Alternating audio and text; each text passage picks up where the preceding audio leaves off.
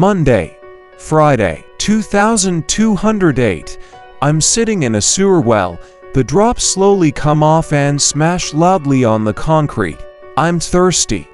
I barely reach out with my hand to touch the pipe. Moisten my fingertips and quickly lick off the cold moisture. Saturday, 1824. One day passed. On Monday, the builders will come and find neither me or what remains. It will be cold at night. I am not sure that I will have the strength to stay awake and move for 2 more nights. Lord, let it rain. How thirsty I am. The broken leg was completely swollen and numb. I used to be afraid of blood, but now I calmly look at the bone sticking out of torn jeans and am not afraid. I'm afraid of stray dogs that come to the edge of the well at night and growl, although I know they can't get to me. Sunday, 12:45. A rat fell here yesterday. It's disgusting, but I ate it. The leg above the fracture already hurts unbearably. I must have a fever.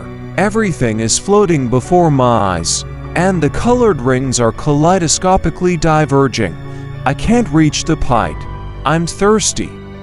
Monday, 0915. No one will come, Mommy. Mommy, I forgot that Monday is a holiday, and no one will be here. Asterisk asterisk asterisk. Petrovich, what did you find there? Misho.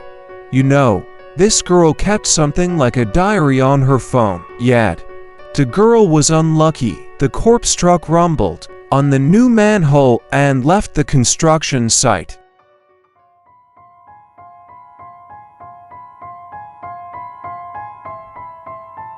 How I guarded the office. One night I was guarding the office. There were minimum duties to make sure that no one broke in. I'm a noble drish.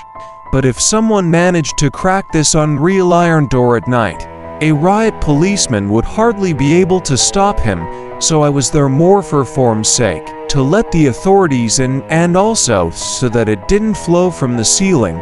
Sometimes their pipes on the 2nd floor burst, and once a week it is necessary to wash the windows from the inside. In general, the work is simple and dust-free, and there were computers with all sorts of simple toys, like Heroes of Might and Magic of the Third, and I don't need any more. In this office I spent nights from Saturday to Sunday. Everything was always calm. Only the director, the manager, and I had the keys. One Saturday I was sitting behind the Heroes and suddenly something rustled from the other side of the door. Once I went up, looked through the peephole. No one. I decided that they had passed by and returned to the game, but I did not have time to sit down on a chair as something scratched again, and a completely unintelligible male voice and a knock on the door were heard. I decided that it was the director who came, inserted the keys. I turned it one turn and looked through the peephole again. There was no one there. I said loudly, name patronymic, "Is that you?" In response, silence. I turned the key back. Immediately a voice was heard from the other side of the door. This time a woman. Again, I didn't understand a word. It seems to be talking, but some syllable by syllable meaningless. Then I loudly sent them all through the door and threatened that I would call the police here. I lied. There were no phones inside. I only knew that theoretically, there should be a fire alarm button somewhere. I still don't know if it is there or not. After about a second after that, the female voice fell silent and there was such a soft knock on the window. I opened the blinds and fucked up. No, not just fucked up. I was freaking out with fear. My legs buckled and I sat down on the floor. A man hung on the grate. I want to think that a man. Everything about him was completely unnatural. It seems that someone saw people only in the movies and made himself a costume to look like a person and put it on himself. I can't even approximate what gender it was. And as soon as he saw me, he began to speak. First in that female voice, then alternating in syllable with the male. Then in general, as if the voice came from several sources, with some creaks and rustling. My God, his facial expressions were completely inhuman. He simultaneously moved all the facial muscles in all possible directions. With his hands and feet, he was beating on the glass, and he was climbing up. Maybe he had the bars between his knees and was climbing, I don't know. At that moment it seemed to me that he was taking off. It was perfectly visible, and he hung there for a very long time, probably for a minute, and I couldn't do anything at all. I just sat on the floor and, frozen, looked at this creature. Somewhere a minute later, a sudden deliverance came. Suddenly the whole cacophony stopped, and he turned sharply. I swear, he turned his head 100 degrees, right over his shoulder, and froze for a few seconds, staring somewhere, and then abruptly jumped off and saying something in a new, low vibrating voice, left. I couldn't see where he went from the floor. I only had the strength to close the blinds and crawl into a room from which neither the door nor the windows are visible. There I sat down and cried, like a little child. The last time I cried was 8 years before. Then this condition passed and I began to tremble violently. So, on the floor, I sat until 6 in the morning, scared of every rustle, until the replacement, Artem, came. I probably looked at him for 2 minutes through the peephole and asked him to move away, then say something. In the end, he let me go. He slapped me on the back of the head on the move, and I only laughed happily and hysterically in response, again to tears in my eyes. In general, I came home. My parents can't understand what happened to me. Tail circles under my eyes. Weighed myself. I lost 7 kilos overnight. Since then, I often don't sleep well at night and have nightmares. No one I know, not a word, not a hint, will laugh. Later, 6 months ago, I was returning home from a girl. It was about 2 o'clock in the morning. It was dark and damp. The road to my house passed by an abandoned orphanage, and that's where I heard a baby crying. I was a little drunk, so it wasn't scary at all.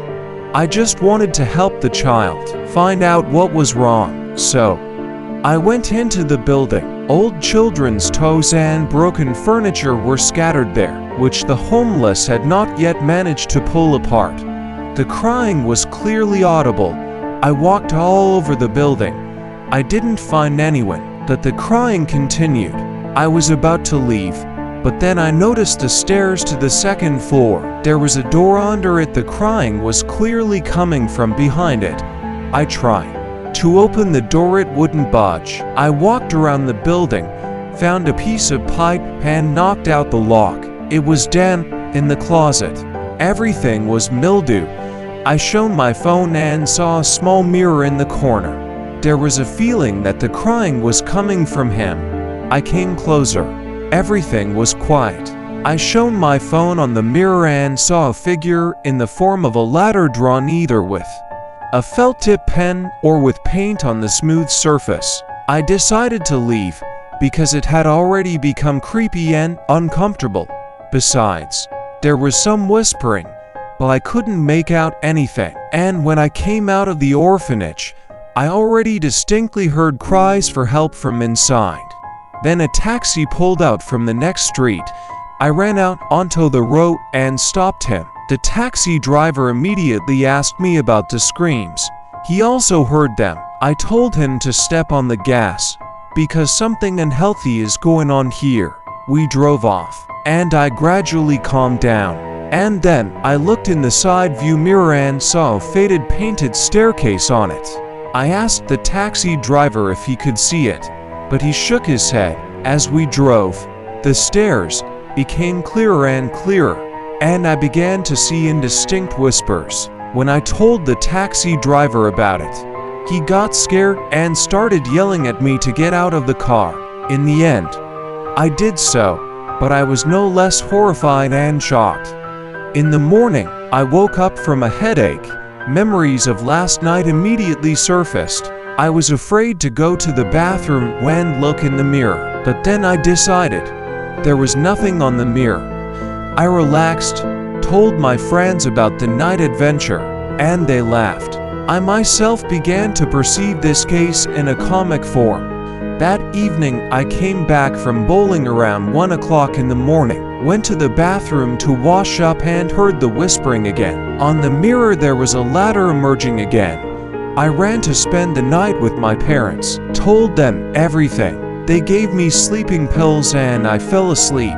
Everything was fine in the morning. My parents didn't believe me. This went on for 3 more days. In the evenings, a staircase appeared in the mirrors, which only I saw, and whispers and cries for help were heard. They wouldn't let me rest. I thought I was crazy. My parents took me to a psychiatrist, where they offered to put me in a clinic for examination. While I was in the clinic, nothing happened, but I still became panic-stricken, afraid of mirrors. Soon I was discharged with a diagnosis of nervous exhaustion. I returned home and that same night, I heard that whisper again. I persuaded my father to stand with me near the mirror in the hope that he, too, would hear or see something. We stood for about 15 minutes, and, unlike me, he did not see or hear anything. And I watched the ladder appear and descend to the bottom edge of the mirror, and the whisper became clearer and clearer, turning into a cry, begging for help. When the ladder reached the edge of the mirror, the glass burst, the shrapnel hit my father and me and cut our faces.